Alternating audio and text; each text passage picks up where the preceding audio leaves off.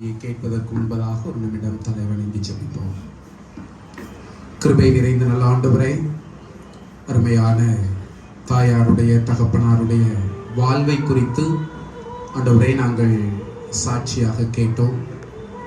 ஆண்டவரே, அநேகருக்கு ஆண்டவரே நற்காரியத்தை கற்றுக் கொடுத்து சென்றிருக்கிறார், முன்மாதிரியாய் வாழ்ந்து சென்றிருக்கிறார்கள் என்று நாங்கள் கேள்விப்பட்டோம். வேலையிலும் கூட சுவாமி, அருமையான தாயாரை தகப்பனாரை ஆண்டவரையில தவித்து வாடிக்கொண்டிருக்கிற அன்பு பிள்ளைகளுக்கு உடைய வார்த்தையை நீர் பேசு ஆண்டவரே. உடைய வார்த்தை பிள்ளைகளை தேற்றட்டும், உடைய வார்த்தை பிள்ளைகளுடைய உள்ளத்திலே பேசட்டும். இயேசுவின் மூலமாய் ஜெபிக்கிறோம் பிதாவே, ஆமென். சற்று நேர தியானத்துக்காக யோசுவாவின் புஸ்தகம் 1ஆம் அதிகாரம் 5வது வசனத்தை வாசிக்கின்றேன். வேதம் கொண்டு வந்திருக்கிற யாவரும் வேதத்தை திருப்பிக் கொள்ளுங்கள். யோசுவாவின் புஸ்தகம் 1ஆம் அதிகாரம் 5ஆம் வசனம். நீ உயிரோடு இருக்கும் நாளெல்லாம் ஒருவனும் உனக்கு முன்பாக எதிர்த்து நிற்பதில்லை. நான் மோசையோடு இருந்தது போல உன்னோடும் இருப்பேன். நான் உன்னை விட்டு விலகுவதும் இல்லை, உன்னை கைவிடுவதும் இல்லை என்று ஆண்டவர் யோசுவாவிடத்திலே யோசுவாவை தேற்றி இஸ்ரவேல் ஜனங்களை வழி நடத்துவதற்காக இந்த வார்த்தையை சொல்லுகிறார். இந்த வார்த்தையின் பின்னணியும் முன்னணியும் நமக்கு நன்றாகவே தெரியும். மோசே இஸ்ரவேல் ஜனங்களை நேர்த்தியாக வழி நடத்தி வருகிறார். அப்பிரயோஜனமான ஒரு மனிதன், பேச திக்குவாயுள்ள ஒரு மனிதன். ஆனாலும் ஆண்டவர் இஸ்ரவேல் ஜனங்களை வழி நடத்துவதற்காக மோசேயை அழைக்கிறார். மோசே, ஆண்டவரே, நான் இதுக்கு பெர்ஃபெக்ட் கிடையாது, அந்த ஜனங்களை வழி நடத்துவதற்குரிய கெப்பாசிட்டி என்கிட்ட இல்லை, என்னை விட்டுருங்க, வேற யாரையாவது தேர்ந்தெடுத்துடுங்க அப்படின்னு சொல்றாரு. தேர்ந்தெடுத்த உடனே ஆண்டவர் விட்டுட்டாரா? இல்ல, ஆண்டவர் தேர்ந்தெடுத்தார் மோசே. மோசே சொல்றாரு, ஆண்டவரே, நான் ஒழுங்கால எனக்கு பேச தெரியாது, இந்த மக்களை வழி நடத்துற அளவுக்கு என்னால முடியாது, வாயை கொடுத்ததுன்னா நான் உன்னோடு இருந்து பேசுவேன் அப்படின்னு சொல்லி மோசேயை ஆண்டவர் இஸ்ரவேல் ஜனங்களை வழிநடத்த தேர்வு செய்கிறார். அதோடு ஆரோனையும் கொடுத்து நேர்த்தியாய் வழிநடத்தி வருகிறார். இன்னல்கள் வந்தது, பாடுகள் வந்தது இஸ்ரவேல் ஜனங்களை வழிநடத்தி சொல்லும் பொழுது. ஆனாலும் கர்த்தருடைய ஆலோசனையின்படி இஸ்ரவேல் ஜனங்களை மோசே வழிநடத்தி வந்தார். அருமையான எட்வர்ட் ஐயா அநேக காரியங்களை குறித்து தன்னுடைய அண்ணனை குறித்து சொன்னாங்க. 120 ரூபாய்க்கு வாட்ச் வாங்கி தந்தாங்கன்னா நமக்கு சிரிப்பு வந்துச்சு. அன்னைக்கு 120 ரூபாங்கிறது எவ்வளவு பெரிய மதிப்பு என்பது பெரியவங்க எல்லாருக்கும் தெரியும். இன்னைக்கு 120 ரூபாங்கிறது சாதாரண ஒரு பணம், அன்னைக்கு 120 ரூபா என்பது ஒரு பெரிய பணம். இன்னொரு வார்த்தை சொன்னாங்க, விசுவாசிகளின் தகப்பன் போல எங்களை எல்லாவற்றையும் நடத்தினாங்க அப்படின்னு சொன்னாங்க. ஒரு சாட்சியை வாழ்ந்த நாட்களிலே ஒரு சாட்சியை விட்டு சென்றிருக்கிறார். நம்முடைய ஆலயத்துல, இம்மானுவேல் ஆலயத்துல அடிக்கடி நான் சொல்லுவேன், நம்ம எவ்வளவு சம்பாதிக்கிறோம் அப்படிங்கிறது முக்கியம் இல்லை, நம்ம எவ்வளவு ஆஸ்தியை சம்பாதிக்கிறோம், வீடு நிலம் கார் வாங்குறோங்கிறது முக்கியம் இல்லை, வாழுகின்ற கொஞ்ச நாட்கள்ல நம்ம எப்படி வாழ்ந்தோம்.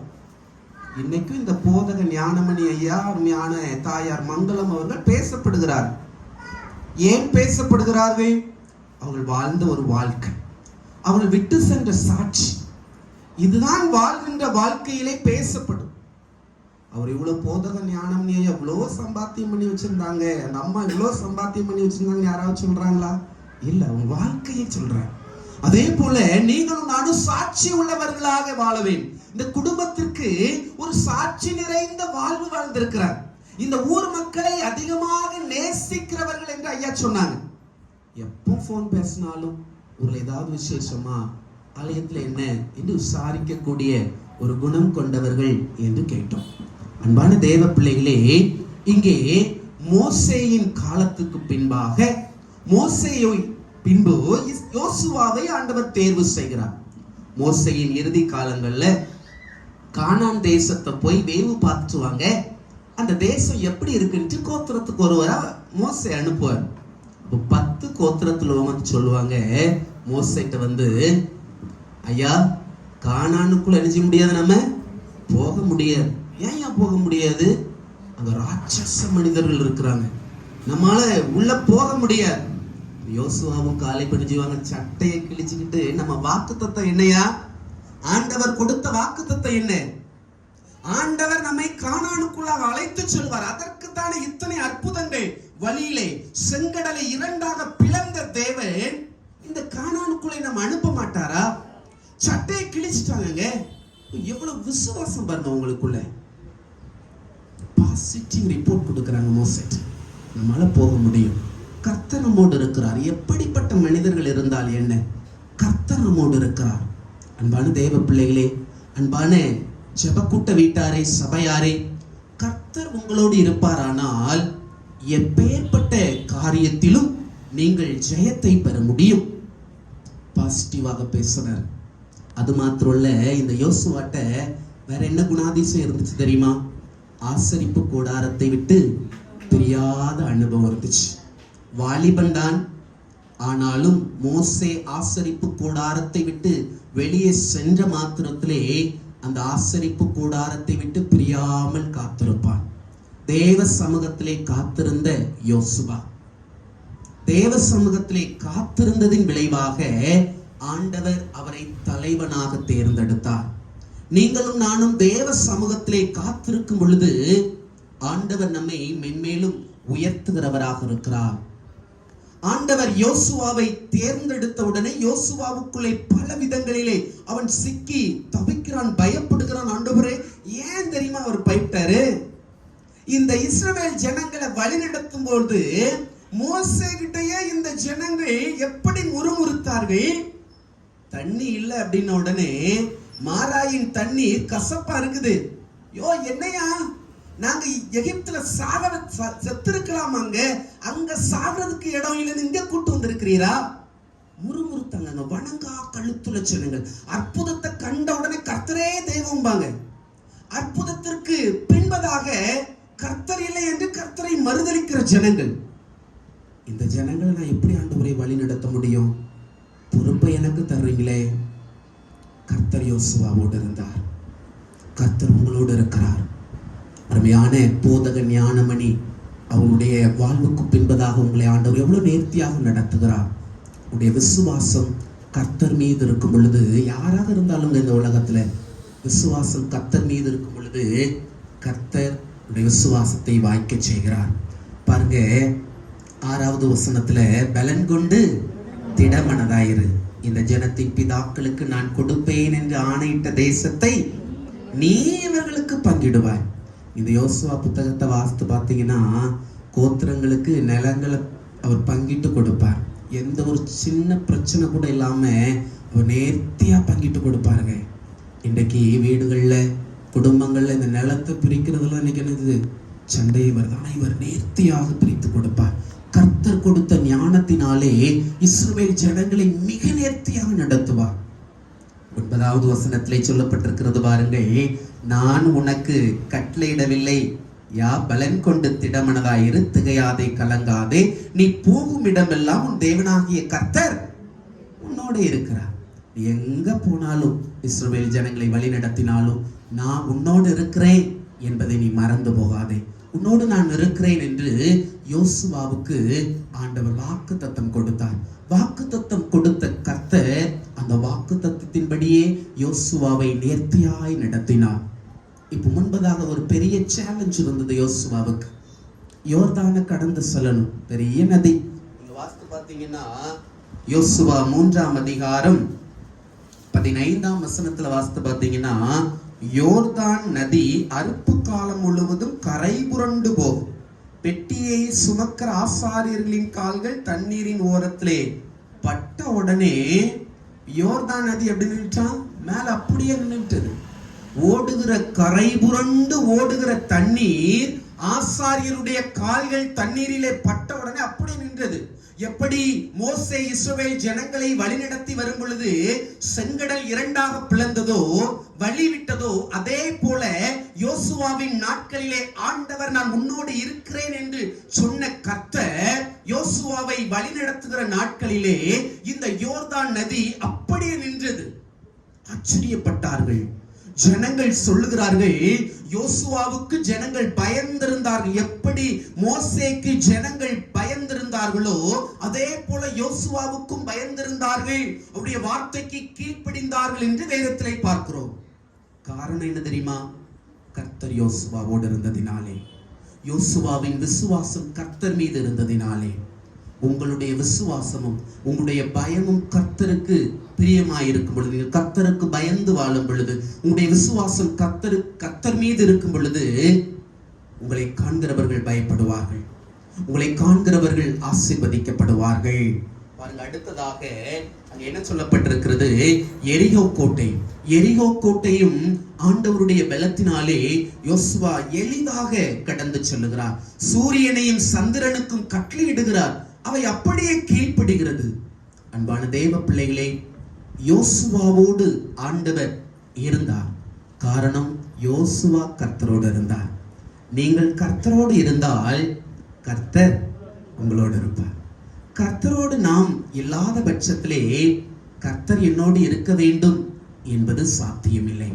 அன்பான தேவ பிள்ளைகளே, இந்த நாளிலும் இந்த ஜெப கூட்ட வீட்டிற்கு வந்திருக்கிற ஒவ்வொரு பிள்ளைகளோடும் கர்த்தர் பேசுகின்ற வார்த்தை, நீ உயிரோடு இருக்கும் நாளெல்லாம் ஒருவனும் உனக்கு முன்பாக எதிர்த்து நிற்பதில்லை.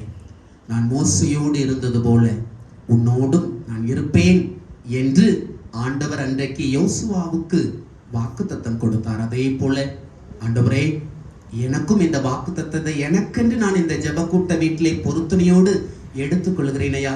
உம்முடைய சமூகத்திலே நான் காத்திருப்பேனையா. பல வேலைகள் உண்டு, சமயங்கள் உண்டு, ஆனாலும் அதன் மத்தியிலும் நான் உம்முடைய சமூகத்திலே காத்திருப்பேன். யோசுவாவை எல்லா காரியத்திலும் நீர் ஜெயமாய் நடத்தினேன். அதே போல என்னையும் என்னுடைய பிள்ளைகளையும் என்னுடைய குடும்பங்களையும் நிச்சயமாய் நடத்தும் என்று நாம் ஏறெடுப்போம். நிச்சயமாகவே ஆண்டவர் உங்களை ஜெயமாய் நடத்துவார். விசேஷமாக இந்த ஜெபக்கூட்ட வீட்டாரையும் ஆண்டவர் ஜெயமாய் நடத்துவார். விசேஷமாக அருமையான போதக ஞானமணி ஐயா, தொடர்ந்து அவருடைய மனைவி மங்களம் அம்மாள் முதலாவது இந்த கிராமத்திற்கு வரும் பொழுதே நான் கேள்விப்பட்டேன், உதாரத்துவமாக உதவி செய்கின்ற குடும்பம் என்று. ஏனென்று சொன்னால், நம்முடைய ஆலய வளாகத்தின் பின்பகுதியிலே இருக்கிற அந்த பள்ளிக்கூடத்தை கூரை, அந்த காங்கிரீட்டை முழுவதுமாக அவர்களுடைய செலவிலை முழுவதுமாக கட்டி கொடுத்தார்கள் என்று நான் கேள்விப்பட்டேன். ஊழியத்திற்காக, கர்த்தருடைய பணிகளுக்காக உதாரத்துவமாக கொடுத்தார்கள் என்பதை நான் அறிந்து கொண்டேன். கர்த்தர் ஆண்டவருடைய ஊழியத்திற்காக செய்யும் பொழுது நிச்சயமாகவே ஆண்டவர்களை ஆசீர்வதிக்கிறார். அது மாத்திரமல்ல, ஸ்பிக் நகர்ல பணி செய்யும் போது, தங்கமால் பணி செய்யும் பொழுது எங்க ஊருக்கு அடிக்கடி போகணும்னு எனக்கு சிந்தை உண்டு. ஆனா அங்க உள்ள சிட்டி மக்கள் ரொம்ப அட்டாச்சா இருக்க மாட்டாங்க. ஆனா திருவழுதி நாடார்களை வந்து இப்ப 8 மாசம் ஆகுது. ஆனா என்னமோ தெரியல, எனக்கு இந்த ஊர் வந்து எங்க ஊர் மாதிரியே நான் பழகிட்டு, எங்க ஊருக்கு போகணும் அப்படிங்கிற ஒரு சிந்தையே கிடையாது. அம்மா என்ன திருவழுதி நாடார்களை போன பிறகு ஊருக்கே வர மாட்டேங்க அப்படிங்கிற அளவுக்கு அம்மாவே அடிக்கடி கேட்பாங்க. ஏன்னா மக்களுடைய பாசம், அந்த ஐயா எட்வர்ட் ஐயா சொல்லும் போது சொன்னாங்க, ஊர் மக்கள் மீது அவ்வளோ பாசம் உள்ளவர். இந்த கிராமத்து மக்கள், உண்மையா சொல்றேன், இயேசுவை அறிந்தவர்கள், கோயிலுக்கு வர்றவங்க வராதவங்க எல்லாருமே பாசம் உள்ளவங்க. எத்தனை பேருக்கு தெரியாது, நம்ம ஆலயத்துக்கு வராதவங்க கூட எங்க வீட்டுல வந்து அநேகர் உட்கார்ந்து பேசிட்டு எப்படி இருக்கீங்க அப்படின்னு ரொம்ப பாசம் உள்ளவங்க. அன்பான தேவ பிள்ளைகளே, உங்களுடைய விசுவாசத்தை ஆண்டவர் மீது வையுங்கள். யோசுவாவின் நம்பிக்கையும் விசுவாசமும் கர்த்தரோடு இருந்தது. கர்த்தர் யோசுவாவை ஜெயமாய் நடத்தினார். ஆகவே உள்ள இருக்கிறவங்க, வெளியே இருக்கிறவங்க, ரூமுக்குள்ள இருக்கிறவங்க எல்லாம் விசுவாசத்தை கர்த்தர் மீது வையுங்கள். நிச்சயமாகவே சொல்கிறேன், கர்த்தருடைய ஊழியக்காரனாக உங்களுடைய விசுவாசமும் உங்களுடைய நம்பிக்கையும் எப்பொழுதும் ஆண்டவர் மீது இருக்கும் பொழுது உடைய வாழ்விலே எந்த தேவையாக இருந்தாலும் ஆண்டவர் நேர்த்தியாக நடத்துவார். நீங்களே ஆச்சரியப்படுவீங்க, என் விசுவாசமும் என் நம்பிக்கையும் கர்த்தர் மீது இருந்தது, கர்த்தர் என்னை ஜெயமாய் நடத்துகிறார் என்று. ஆகவே யோசுவாவின் விசுவாசம் கர்த்தர் மீது இருந்தது. மோசேயின் விசுவாசம் கர்த்தர் மீது இருந்தது. மோசே பிரச்சனை வரும்போதெல்லாம் தன்னுடைய ஞானத்தினால எதையுமே செய்ய மாட்டார். இப்படி செஞ்சிடலாமா, அப்படி செஞ்சிடலாமா என்று யோசிக்க மாட்டார். தன்னோடு வந்த ஜனங்களிடத்திலே கேட்க மாட்டார். முதலாவது கர்த்தரிடத்திலே ஓடுவார். ஆண்டவரே, நான் வரமாட்டேன்னு சொன்னேன், இஸ்ரவேல் ஜனங்களை வழி நடத்துவதற்கு நான் தகுதியற்றவன் என்று சொன்னேன், நீதான் தகுதியுள்ளவன் என்று தேர்ந்தெடுத்தீர். பாருங்க எவ்வளவு பிரச்சனை, என்ன செய்யணும் நீங்க சொல்லுங்க, நீங்க சொல்லுங்க, நான் செய்யறேன். உடைய குடும்பத்திலேயும் நீங்களும் நானும் இதே போல குடும்பத்தை நடத்துவோம். ஆண்டவரே, இந்த பிரச்சனை, இந்த தேவை, இதன் வழியிலே நாங்கள் நடந்து செல்கிறோம், என்ன செய்ய வேண்டும், என்ன செய்ய வேண்டும் என்று நீங்கள் ஆண்டவரிடத்திலே ஆலோசனைகளை கேட்பீர்களானால் உங்களுக்கு ஆலோசனைகளை தருவார், நல்வழியிலே உங்களை நடத்துவார். யோசுவாவை நேர்த்தியாய் நடத்தின தேவன் உங்களையும் உடைய குடும்பத்தையும் நடத்துவார். விசேஷமாக ஜெபக்கூட்ட வீட்டாரையும் நடத்துவார். ஆறுதலோடு, தெய்வ சமாதானத்தோடு உங்களோடு இருந்து உங்களை வழி நடத்துவார். ஆமென். ஜெபிப்போம்.